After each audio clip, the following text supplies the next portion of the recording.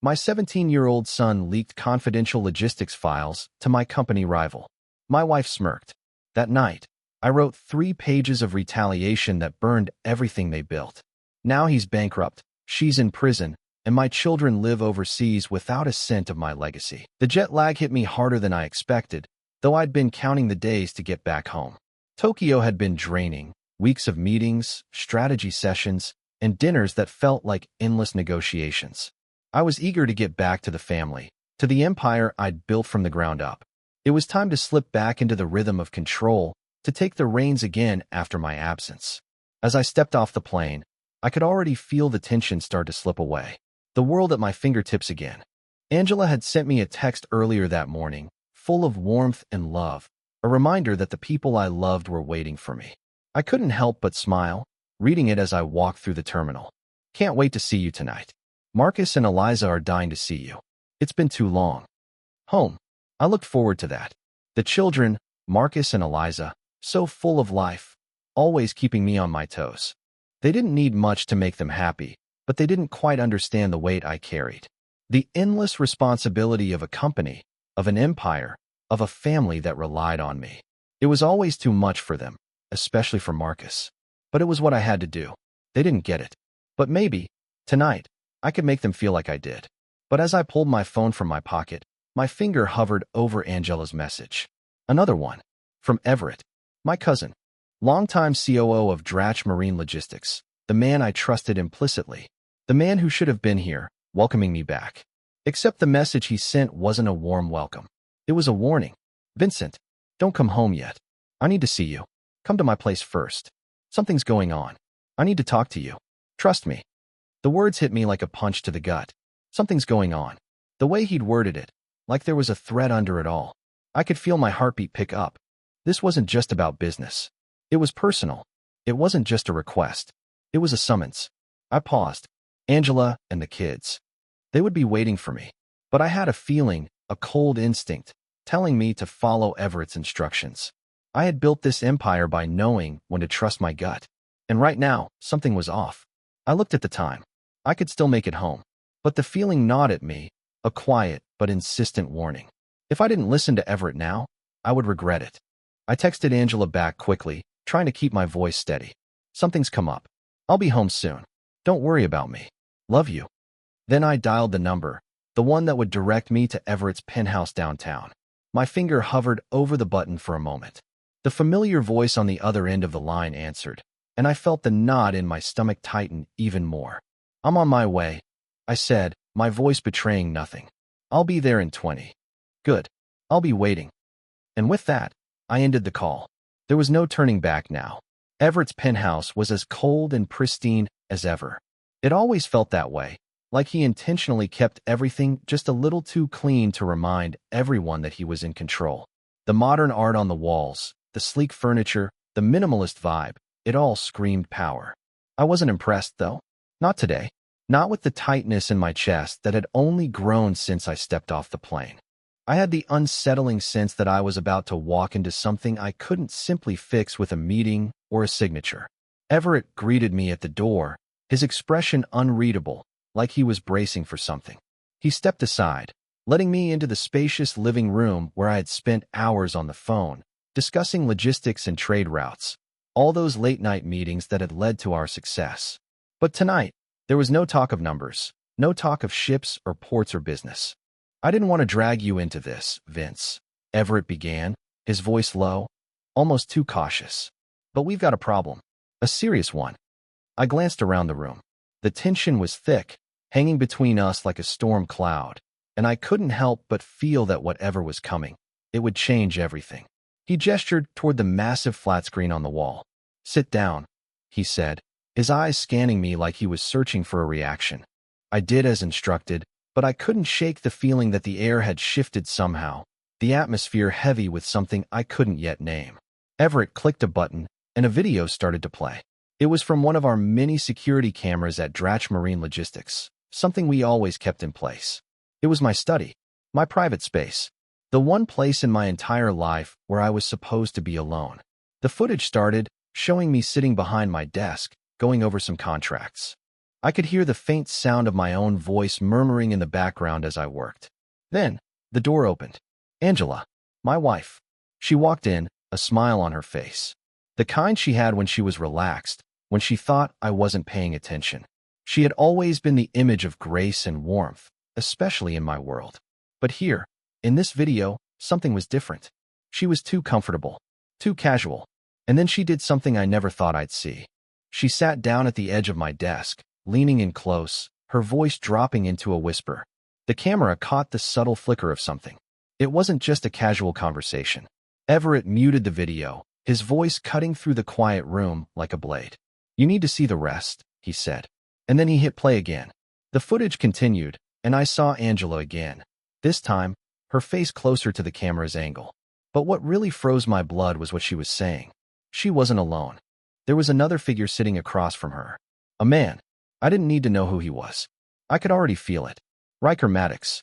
I had met Riker a few times over the years, a tech consultant who seemed a little too charming for my taste.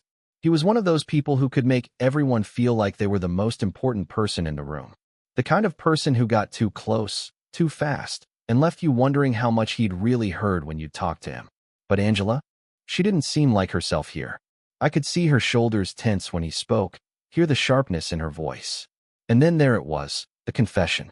"We've been at this for months," Angela whispered, her voice strained, like she was nervous. "The data's all been funneled through Marcus. Eliza's been working with him on the shipping manifests. We just need to get the next set to Riker, and then we're good to go. It's not about the company, you know that. It's about getting Vincent out." The words hit me like a punch to the gut. I had to replay it. I had to hear it again. Getting Vincent out. My head buzzed. I felt my pulse hammering in my ears. I could hardly process what I'd just heard. But there it was. The truth. Betrayal. And then it got worse. Angela wasn't just talking to Riker. She was handing him the keys to my empire, one trade route, one manifest at a time. She wasn't just involved. She had brought the children into it too. Marcus and Eliza had been complicit. They were feeding him the very lifeblood of Dratch Marine Logistics. My company, my legacy, my whole damn life, being torn apart right under my nose. The camera zoomed in on Riker's face as he nodded, his eyes glinting with an almost predatory satisfaction. He was a damn shark, and my wife had led him straight to me. Everett leaned forward, his face grim. "I've been tracking this for weeks. I didn't want to bring it to you until I had everything, but now," he trailed off, looking at me, waiting for a reaction. "I thought you needed to see this for yourself." I could barely breathe. My mind was racing, trying to make sense of it, but everything just cracked. The life I had fought for, the people I had trusted, gone. Angela. I murmured, the name a foreign thing on my lips. She wasn't just my wife. She was the person I trusted most in the world. And yet, here she was, conspiring with a man I had always thought was just an ambitious nobody. "You need to understand," Everett said softly. "This isn't just about leaks. It's a full-on conspiracy. They've been working with him for months. You're the target, Vincent." I barely processed his words. I was still stuck in the video. Still stuck on the realization that the woman who'd stood by me for decades had been behind this. And that was just the beginning. I had no idea how deep this went, or who else was involved. But one thing was clear now. I had to get ahead of this. I couldn't wait. I couldn't just let this play out. The game had changed, and I was no longer just the man in control. Now, I was the one who had to fight for my own survival. The room felt smaller than it ever had. The air was dense with the weight of everything I was about to do. Everett sat across from me, his posture rigid, waiting for my instructions, though I had no idea where to even begin. The betrayal, the visceral sting of it, was still fresh. Angela, my children, they had turned on me. But it wasn't just a matter of cutting them off. I couldn't just send them away, file for divorce, and wash my hands of the mess. No, this was bigger. It was a war that I couldn't afford to lose. I reached for the whiskey on the table, pouring myself a drink. The amber liquid burned as it slid down my throat, but it cleared my mind, if only for a moment. I wasn't going to let this slip away. Everett, sensing my shift in focus, spoke first. "We've got intel on Riker's associates, his background, everything we could dig up. But I want to be clear, Vincent. This won't be easy. You can't just confront them and expect it to be over." I knew that. I had built my empire on strategy and patience. This wouldn't be about a confrontation. It would be about control. My control. I leaned back in my chair, setting the glass down with a soft clink. I don't want to confront them. I want to destroy them. Not physically, not legally, but mentally, financially, every way I can without raising suspicion. I want them to regret ever crossing me. Everett's eyes gleamed with approval. I knew you'd say that. We're starting with Riker. I stood up, pacing in front of the large windows that overlooked the city. The skyline glittered below, distant and indifferent. Just like my family had become. Who does he know? Where's he from? What are his weaknesses? His background's clean. Publicly, at least. Everett replied, flipping open his tablet. But we've dug into his personal contacts. He's got a history of manipulating people in high places, especially women. He has a pattern of seducing spouses of businessmen, digging into their lives, learning their secrets, then disappearing after they've collapsed. He's a ghost. But ghosts have weaknesses. I stopped pacing, my eyes narrowing. His weakness? His pride. He's never stuck around long enough to face the consequences of his actions. We'll have to trap him before he realizes what we're doing. It's about timing. I nodded slowly, digesting the information. Pride. It made sense. Riker was always the kind of man who thought he could outsmart everyone, who thought his charm could get him whatever he wanted. I would use that. I walked over to the desk, pulling out a legal pad and a pen. All right, here's what we do. Everett was already taking notes, ready to follow my lead. Phase 1, information. I want everything on Riker, his associates, anyone who has helped him, anyone in his circle. I want full surveillance on him. We need to know who he trusts, who he works with. Done, Everett said without hesitation. Phase 2, misinformation. I'll start feeding him falsified information, trade routes that don't exist, financial data that'll make him take massive risks. I want him to make public mistakes that will ruin his credibility. It'll destroy his standing with anyone who might still back him.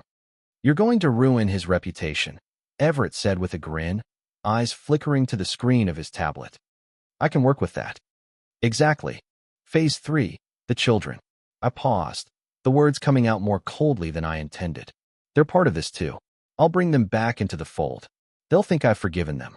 They'll think they're manipulating me, but I'll be manipulating them. I'll control everything. If they think they're in charge, they won't even see the trap coming. You think they'll fall for it? Everett asked, a hint of disbelief in his voice. I know them. Marcus is too prideful. Eliza, she's too eager to prove herself. They'll believe I've let my guard down. And once they do, they'll be so deep in the web that they won't know how to get out. And Phase 4? Everett asked, already knowing the answer. Phase 4. I repeated, my voice quieter now. I want to isolate Riker.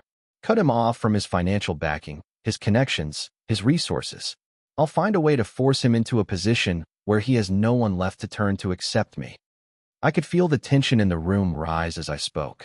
It was a plan built on precision, patience, and control. Every move, every phase, would be executed with the coldest calculation. No mistakes, no mercy. Everett looked up from his notes, his eyes alight with something I hadn't seen in him before. Admiration, maybe, or something darker. You're going to destroy them all. I met his gaze, my eyes sharp.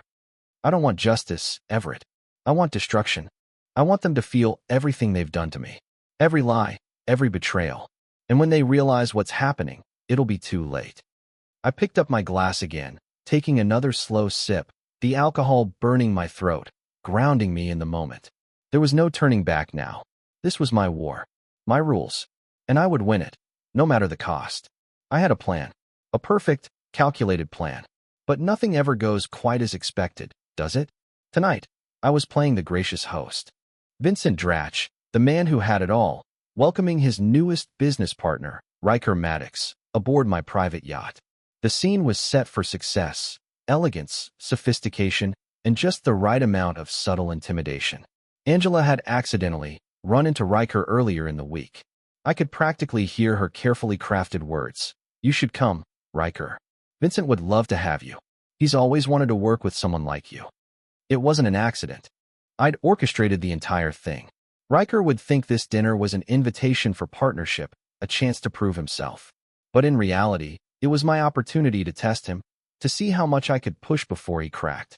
I stood on the deck of the yacht, watching the city lights twinkle on the horizon. The air was crisp, the salt of the ocean clinging to my skin, but I wasn't focused on the view. I was focused on the role I had to play tonight. Normal. Nothing was wrong. Everything was fine. Angela walked up behind me, her heels clicking on the polished wood deck. I turned and offered her a smile, even though my stomach twisted with every passing second. She doesn't know anything yet. She doesn't even realize the trap is already set. Everything ready? I asked her, my voice steady. She smiled, the way she always did, a soft and warm smile that made people feel at ease. Of course, she replied, her voice smooth. Riker's on his way. He's so excited about tonight. He really looks up to you. I almost laughed, but I kept it in check. He's here because he thinks he's playing the game. What he doesn't realize is that he's already lost. The first wave of guests began to trickle in, the soft murmur of their voices and clinking glasses filling the air as they boarded the yacht. I shook a few hands, nodded at the right people, but my eyes were fixed on Riker when he finally appeared, stepping onto the deck with a smile plastered on his face. He was dressed impeccably, tailored suit, sharp tie, the kind of man who always knew how to look successful without actually doing much to earn it. He was tall, confident, but there was something in his eyes, something too hungry, too eager. He walked toward me, extending his hand. Vincent, it's an honor, he said, his voice smooth, like he was trying to make himself sound more important than he was.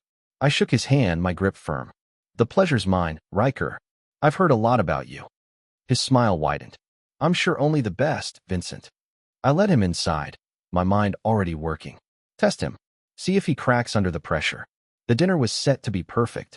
Fine china, delicate crystal glasses, a menu so refined it could have been curated by a Michelin-starred chef. But the real dish for tonight wasn't the lobster or the truffle, it was the game I was playing. Riker didn't know it yet, but he was my pawn.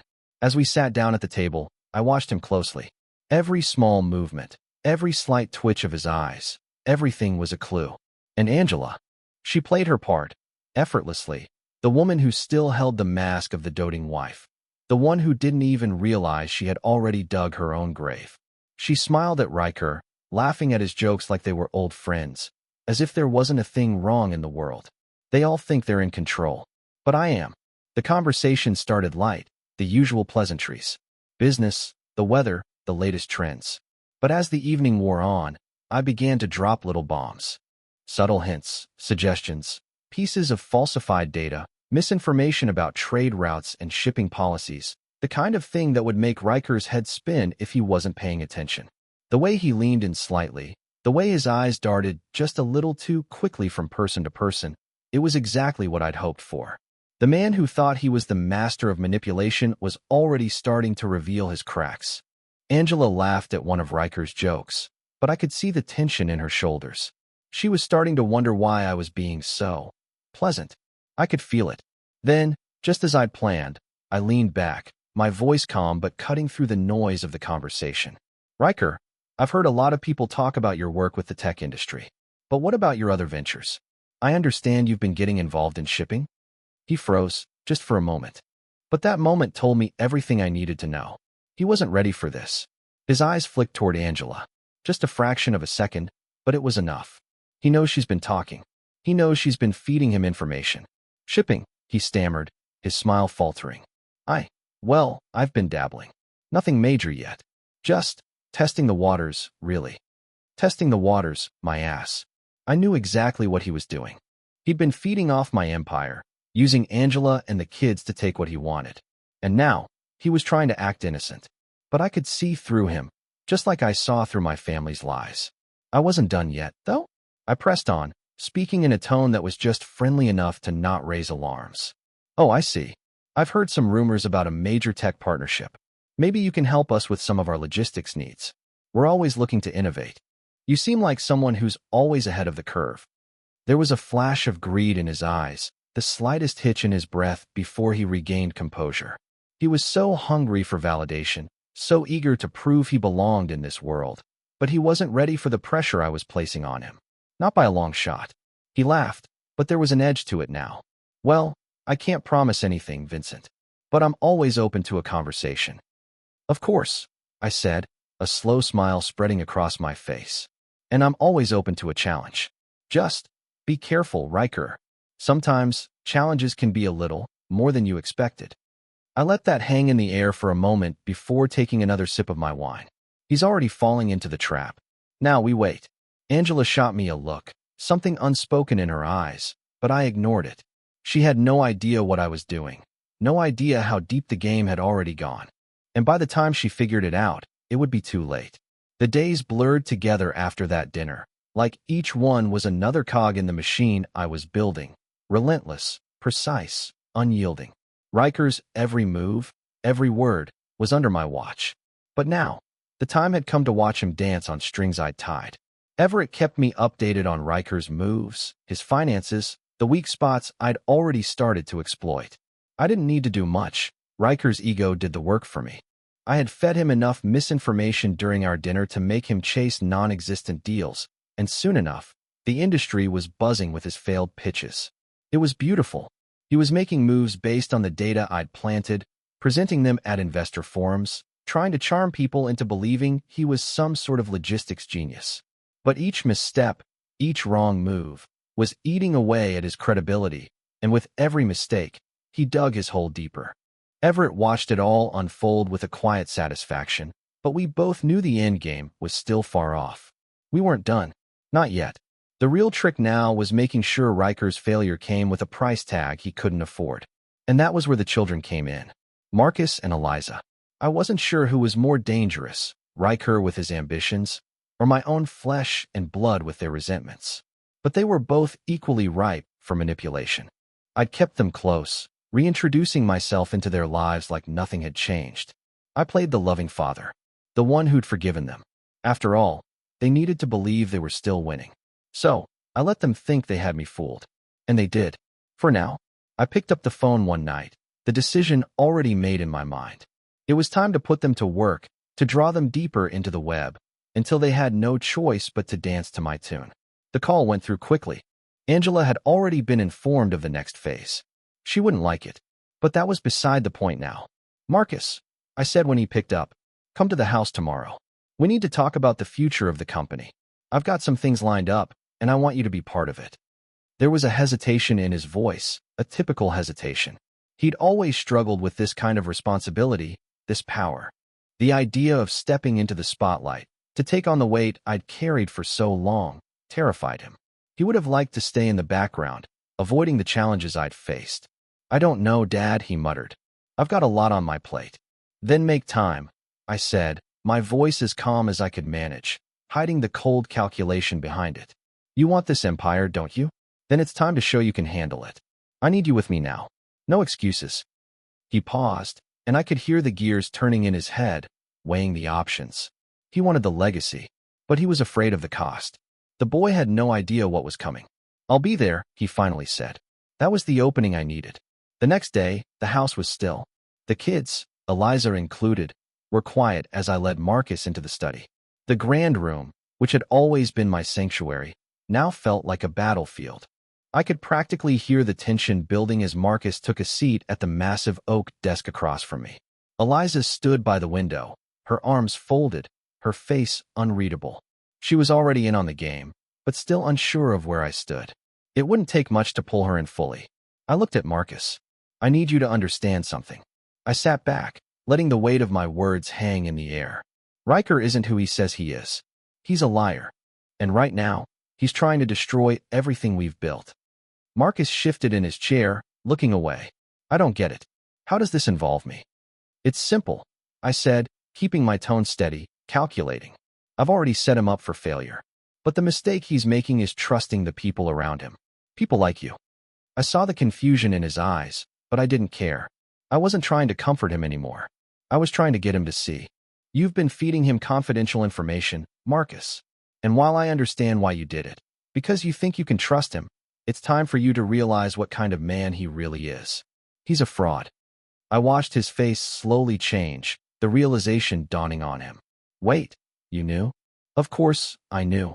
I said, my voice turning sharp. What I didn't know was why you'd align yourself with someone who would use you like this. But you're not in control, Marcus. You've never been in control. I've been letting you think you were, but you haven't even realized who the real enemy is yet.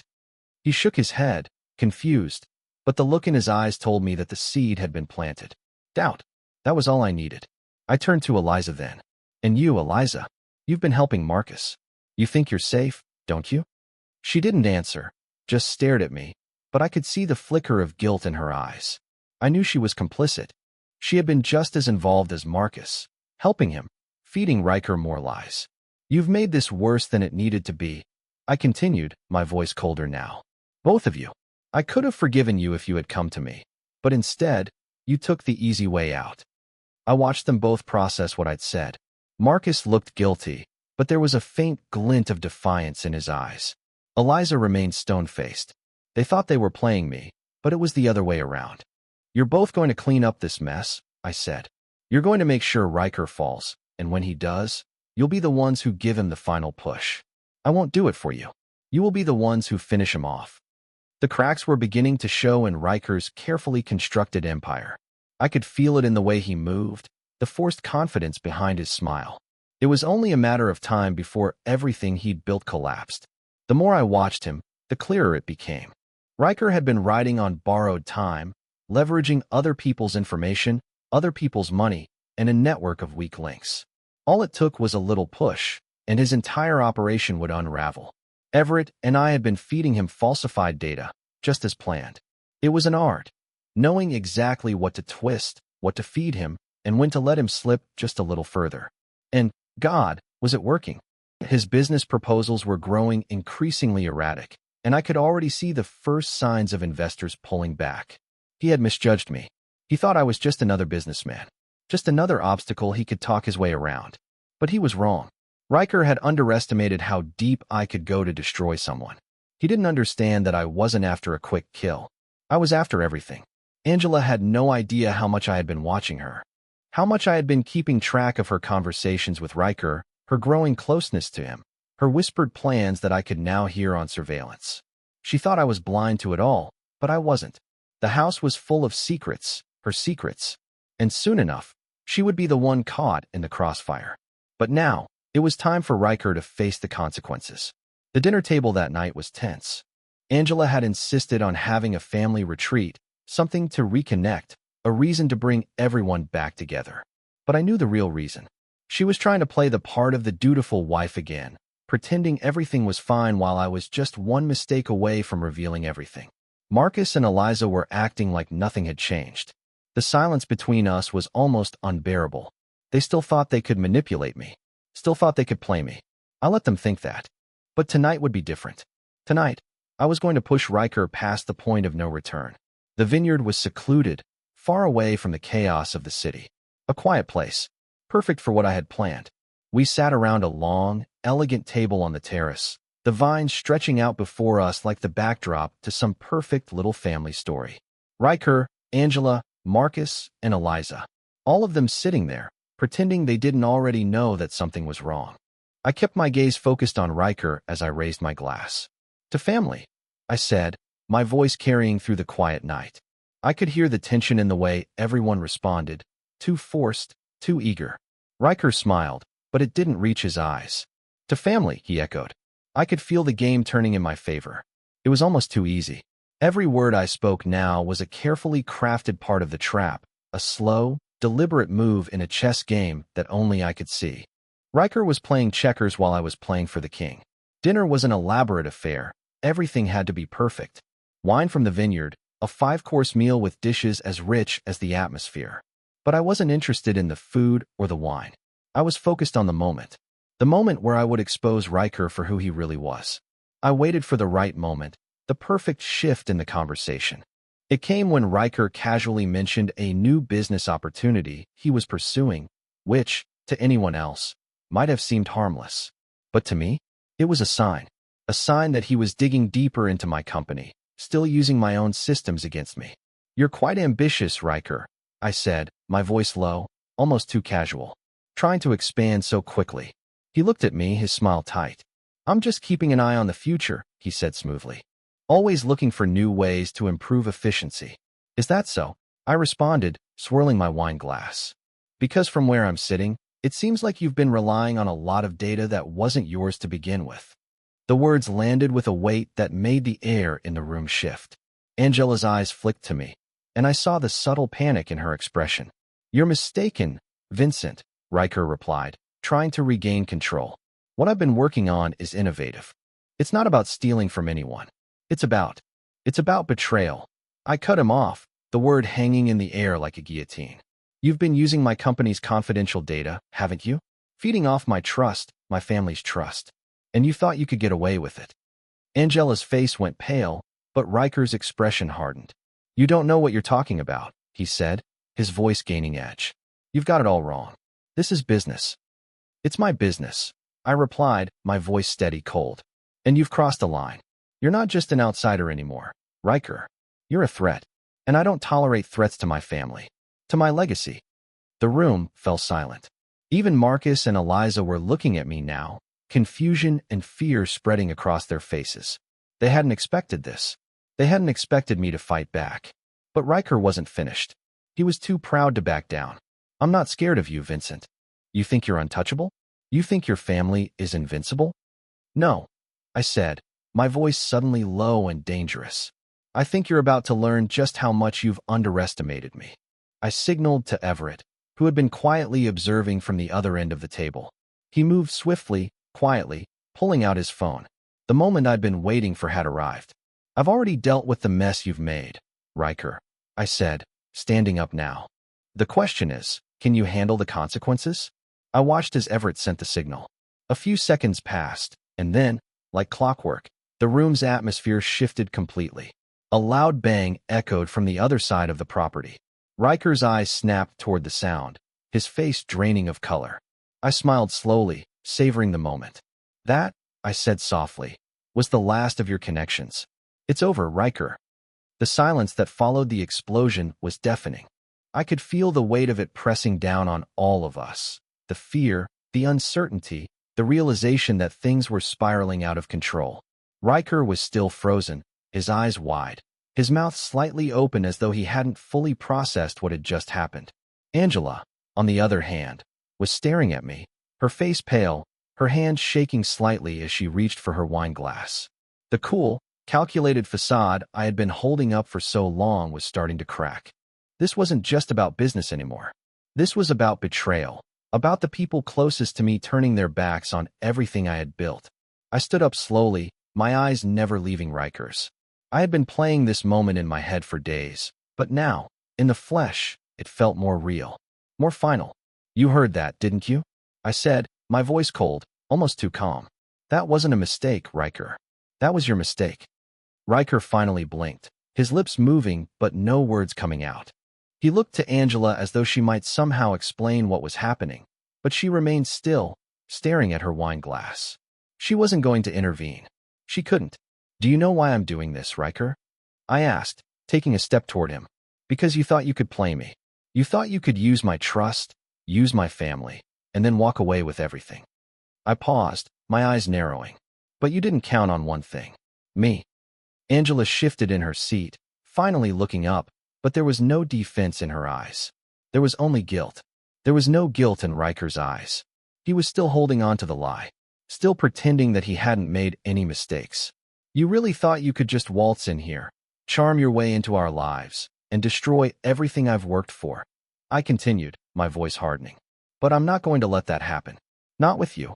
Not with anyone. Riker opened his mouth, but no words came out. He was starting to get it. He was cornered. Angela, I said, turning toward her slowly, my gaze fixed, unforgiving. She flinched, just barely, but it was enough. What did you think was going to happen? Did you really believe I wouldn't find out? She said nothing. Her hands were clenched tightly in her lap. You thought I wouldn't notice, I pressed. You thought I wouldn't care? She finally looked up, her eyes clouded with regret, but there was no way to take it back now. There was no way to fix this. Vincent, I didn't. No. I cut her off, my voice low, cutting through the room like a blade. You didn't. And now we all have to deal with the consequences. I turned back to Riker. You're nothing but a parasite, Riker. You used my family. You used me. And now, you're going to pay for it. Angela's breath caught, a small gasp slipping past her lips. But it was too late for apologies now. Too late for regret. I wasn't here to forgive. I was here to make them feel every inch of what they had done to me. Get out, I said to Riker, my voice so cold that it seemed to freeze the air around us. And take your lies with you. You're not welcome here anymore. He stood up, his chair scraping harshly against the floor as he pushed it back. There was no defiance left in his posture, no fight, just shame. He turned toward the door, but before he left, he paused and looked at me. You don't know what you've done, he muttered under his breath. I didn't respond. I didn't need to. The door slammed shut behind him with a force that felt almost final. And with it, the last thread of the betrayal I had been carrying was severed. I turned back toward Angela, my expression still hard, my mind already moving toward the next phase. She was staring at the empty chair where Riker had just been sitting, her face flushed with a mixture of guilt and something else I couldn't place. Fear, maybe, or shame. Vincent, she began, but I raised my hand, silencing her. I don't want to hear it, I said coldly. You've made your choice, Angela, and now we all have to live with it. The room was silent for a long moment. The tension was unbearable, and I could feel it thickening around us, wrapping itself tighter and tighter. Finally, I spoke again, my voice quieter this time. This isn't over. I still have work to do. You still have work to do. She blinked, her eyes wet, but she said nothing. What could she say? She had crossed a line she couldn't uncross. And Marcus and Eliza. They were next. They still thought they could control the game, but they would learn soon enough that the rules had changed. The house felt different the morning after the confrontation. The air was heavy with an unspoken tension that no one dared to break. Angela was still in the bedroom when I woke up, her absence a reminder of the distance that had grown between us, between me and everyone I had once trusted. I didn't know if she would leave. I didn't know if she would apologize or try to make amends. But I wasn't waiting around to find out. I had bigger things to focus on, bigger players to take down. I sat at the breakfast table alone, my thoughts cold and methodical. The morning light spilled through the large windows, casting long shadows across the room, but none of it felt comforting. The house felt too quiet, too still, a far cry from the bustling, energetic home I had once thought was a refuge. Everett called as I finished my coffee, his voice steady on the other end of the line. Vincent, the paperwork's ready. We've started liquidating Riker's assets. It won't be long now. I didn't respond right away, letting the words sink in. Liquidating his assets. A poetic way to describe what was happening to Riker's life. The man who had tried to tear down everything I had worked for was now facing the consequences of his actions. And it was just the beginning. Good, I said, my voice cold, the adrenaline from the previous night still coursing through me. What about Angela? There was a brief silence on the other end. She's still in the house, but I don't think she'll be staying much longer. I don't need to tell you what happens next. No, you don't, I replied, staring out the window at the sprawling estate. Let her go. I'm done with her. I hung up without another word, the weight of my decision settling on my shoulders. Angela was no longer part of my world. She had made her choice, and now I would make mine. But there were still the children, Marcus and Eliza. I had put them in motion, had let them think they were in control, but I wasn't going to let them run free. They had a place in this game, and they were going to learn the hard way that there were no winners in this family anymore, not unless I said so. The doorbell rang just as I was finishing my thoughts. I stood up and walked toward the entrance, the feeling of inevitability hanging in the air.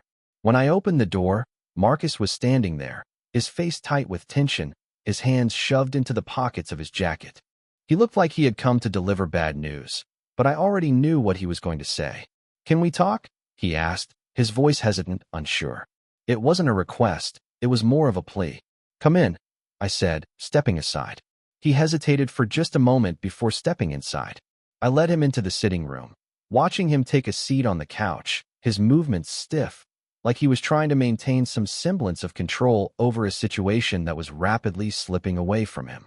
I took my time, sitting down across from him, the space between us almost suffocating. Neither of us said anything for a few moments. Finally, he spoke, his voice quiet but heavy with the weight of everything that had happened. I didn't mean for this to go so far, Dad. I didn't want any of this. The words were too rehearsed. I could hear the guilt in his voice, but I didn't care. He didn't care about me. He didn't care about the family. He only cared about himself. You didn't mean for it to go far?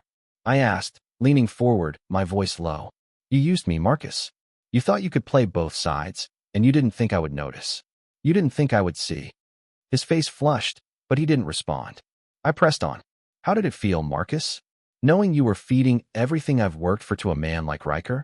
Did you think he'd reward you? Give you something in return?" "Of course not," he snapped, his face hardening.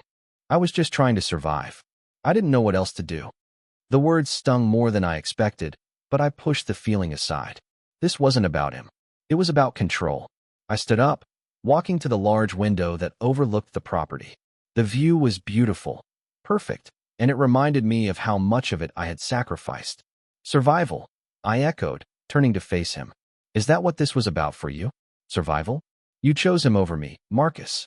You chose someone who has no loyalty, no honor, someone who would see us both ruined without hesitation. And now you want to sit here and tell me you were just trying to survive? I gave you everything. I gave you a chance, and you threw it away." "I didn't have a choice," he shot back, standing up now. "You were always too busy. You never listened, Dad. You were always so focused on the business, on everything else but us." I stared at him, the silence stretching between us, thick with the weight of everything unsaid. I had heard it all before, but hearing it from him, my son, felt different, felt worse. "Us," I repeated. "You think I didn't listen? You think I didn't try? Everything I did for you. For both of you. But you were too busy chasing after your own little schemes to see it." He swallowed hard, his eyes darting around the room, but I could see the truth in his eyes now. He was trapped in his own guilt, but he didn't know how to get out. "Well," I said finally, "now you don't have to worry about me. Because you're out. All of you are out. This empire is mine. And you? You're on your own." The words landed with a finality that shook the air. I turned away from him and walked toward the door. "I'll make sure you have everything you need, but I want nothing more to do with you or your sister. You'll learn what it means to stand on your own, without me. Without this family." It had been weeks since the confrontation, since I'd severed ties with my children, with Angela, and with everything I had worked for. The house was quieter now, eerily so. I had removed their presence from every corner of my life, but there were still reminders. Small things that lingered. Marcus's old jacket hanging in the entryway. The family photos on the mantel, all smiling faces, frozen in time. Every corner of the house seemed to whisper of what I had lost and what I had gained. I had heard nothing from them, not a word, not a plea for forgiveness. Part of me had expected them to come crawling back, begging me to reconsider. But they didn't. They never did. It was almost as though they had accepted it, too. The reality that they had crossed a line, and I wasn't the kind of man who would let that go. But then, one morning, there it was. A letter. It was sitting on the kitchen counter when I came downstairs. A simple white envelope, unmarked except for my name, written in neat, familiar handwriting. "Marcus." I stopped in my tracks, staring at it as if it might suddenly combust in front of me. It felt like a foreign object in my world. The note I had been dreading, yet somehow knew would come. I grabbed it, opening the flap with a steady hand. The paper was thick, heavy, the kind that looked official even though I knew it wasn't. I unfolded it carefully, my heart beating louder than it had in weeks. "Dad, I know you won't want to hear this, and maybe you're right not to, but I need you to know that I get it now. I didn't understand before, and I didn't want to, but I see it now. You've always done what you thought was best for us, even when we didn't realize it. I hated you for it. For pushing us, for making us believe that we had to be something we weren't to make you proud, and for making us feel like we weren't enough. I hated you for making us feel small. But I get it now. I get why you had to do it. I get why you had to cut ties, why you had to go to the lengths you did to protect everything you built. I see it, Dad. And I'm sorry. I'm sorry for what I did. I'm sorry for letting Riker into our lives, for letting him take advantage of of you. I can't take back the mistakes I made, but I can own them. I'm getting the help I need. I've started seeing a therapist, and I'm trying to get better, to be the person you wanted me to be the son you deserved. But I don't know if you'll ever forgive me, and I don't know if I can forgive myself for everything that's happened. I just need you to know that I understand, and that, somehow, I'll find a way to make this right. Please know that I love you, Dad. I always have, and I'm sorry for everything. Marcus." I stared at the letter in my hands for a long moment, letting the words wash over me. My mind was spinning, trying to make sense of it. He was sorry. He really was. But was that enough? The hole that had opened up between us felt like it was still there, but now, there was a different kind of weight to it. A weight of regret. I could see the growth in his words, the acknowledgement of what he had done. The child who had betrayed me, who had tried to take my life apart piece by piece, was finally seeing the truth. But was that enough to bridge the gap? To repair what had been broken? I didn't know. I wasn't sure I wanted to know. I placed the letter on the counter and stared at it for a moment longer, the air thick with the possibility of things left unsaid. This wasn't over yet, but maybe it would never be over. Maybe that's just how things went in families like ours. I wasn't ready to respond, not yet. But it was a start I wasn't sure I could ever finish. Later that day, a news alert flashed across the screen. A brief headline that sent a shiver down my spine. Riker Maddox found dead in apparent overdose. Authorities investigating. I stared at the screen, unable to feel anything. Riker was dead. The man who had tried to tear everything from me, who had betrayed me, who had used my own blood against me, was gone. And yet, there was no sense of victory, no satisfaction. It felt empty, hollow, like the last piece of the puzzle had been placed, but the picture didn't matter anymore. I didn't know how to feel about any of it. I didn't know what this meant for me, for my future, for the wreckage of everything I had lost. But one thing was clear, I had eradicated the threat. And in the end, that was all that mattered.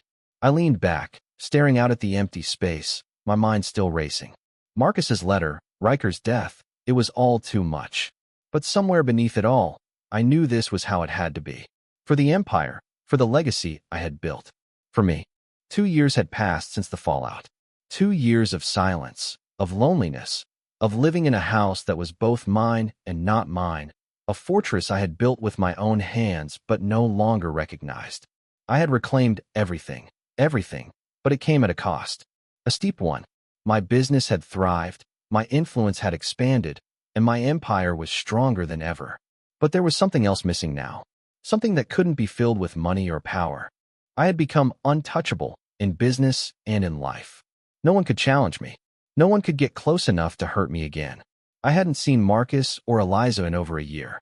They were gone, shipped off to Switzerland, their lives now controlled by academic trust funds, their inheritance secured. They weren't coming back. Not unless they earned it. Not unless they understood what they had lost. Angela had left, eventually. It hadn't been dramatic. There had been no grand confrontation. She packed her things one day and walked out. A final betrayal, though I had already closed that chapter of my life long before. And then there was Riker, who had slipped through my fingers like sand. His death had been inevitable. No one gets to play with fire for long before they get burned. I had made him a pawn in my game, and he had made the mistake of thinking he could win. But when the game ended, he was the only one left holding nothing. It was quiet now. Too quiet. The house was a shell, a reflection of the man I had become, isolated, invulnerable, and yet empty. I stood in the corner of my office, staring at the view. The city stretched before me, endless, impersonal. It used to be a symbol of my success, of everything I had built. Now, it felt like a cage, a reminder of what I had lost. And then, out of nowhere, I saw her. Eliza. She was standing outside the headquarters, staring at the building, rain drenching her hair, her face expressionless, like a ghost from my past. I didn't know what to do. My first instinct was to look away, to turn my back on her just like I had turned my back on everyone else. I had no use for her, not after everything that had happened. But she stood there, waiting for something. For me, maybe. I couldn't tell if she was brave or stupid for coming here, but I knew one thing. The silence had broken, and I wasn't in control anymore. I watched her for a long moment, my pulse quickening as memories of the past, her laughter, her anger, her betrayal, flashed through my mind. And then, against my better judgment, I walked over to the surveillance feed and tapped the screen, triggering the alert to the security team to let her in. The door opened, and she stepped inside. She was older now, but there was still something familiar about her, the same determined look in her eyes, the same posture that made her look like she could conquer the world. But beneath all that was something else. Regret. Dad, she said quietly, her voice still carrying that same softness I remembered. I wasn't sure you'd want to see me. I didn't say anything at first. I just looked at her, unsure of what to feel. I had imagined this moment 1,000 times, played out the scenario in my head, but now that she was standing here, It felt hollow. You shouldn't have come, I said flatly. There was no anger in my voice, just the calm certainty of someone who had already let go of the past. I know, she whispered, her eyes dropping to the floor. But I need to talk to you. I owe you an apology. I know it's too late for that, but I have to say it. Apology? I repeated, a bitter laugh escaping me. You think an apology is going to fix everything? Do you even understand what you've done? What we did? She flinched, the words hitting harder than I'd intended. But I wasn't ready to hold back. I wouldn't, pretend like this was just another visit. I understand, she said, lifting her head, her eyes meeting mine. I understand everything now. The mistakes, the lies, the way I turned my back on you when you needed me most. I don't expect you to forgive me, but I need you to know that I've changed. I've been trying to be a better person. A better person. I looked at her, studying her face, her expression so earnest, so full of the innocence that I had once seen in her. I wanted to believe her. I wanted to think that she could be redeemed, that maybe there was a chance for us to go back to the way things were. But I wasn't that person anymore. No, I said, my voice hardening. You've changed, but not enough. You're too late, Eliza. You both are. She seemed to take the words as they were, not trying to argue, not trying to fight back. The silence between us stretched until it felt unbearable. I walked to the window again, needing some distance. I didn't want to be this man. I didn't want to be this cold, emotionless shell. But I had been wrong before, and I would never let myself make that mistake again. You made your choice, I said, staring out at the city. You chose to betray me, to be part of something that could have destroyed everything I've worked for. That's not something I can just forget. I know, she whispered. I don't expect you to. We stood there for a long time, neither of us speaking. Finally, I turned to face her. You have to leave, I said softly, my voice losing all the bitterness, all the anger. I wasn't angry anymore. I was resigned. You should have stayed in Switzerland. You've learned nothing. You're still looking for forgiveness you don't deserve. You don't get to have that. Not from me. She didn't respond. There was no apology this time, no words to fix it. She just nodded, her face unreadable. Without another word, she turned, her footsteps echoing in the hall as she walked away. I watched her through the glass doors, waiting until she disappeared into the night. And then, for the first time in a long time, I felt something shift inside me. Loneliness. I wasn't the man I had been. I wasn't the man I had hoped I would become. There was no redemption for me, no coming back from everything I had done. But I was still here, and that meant something.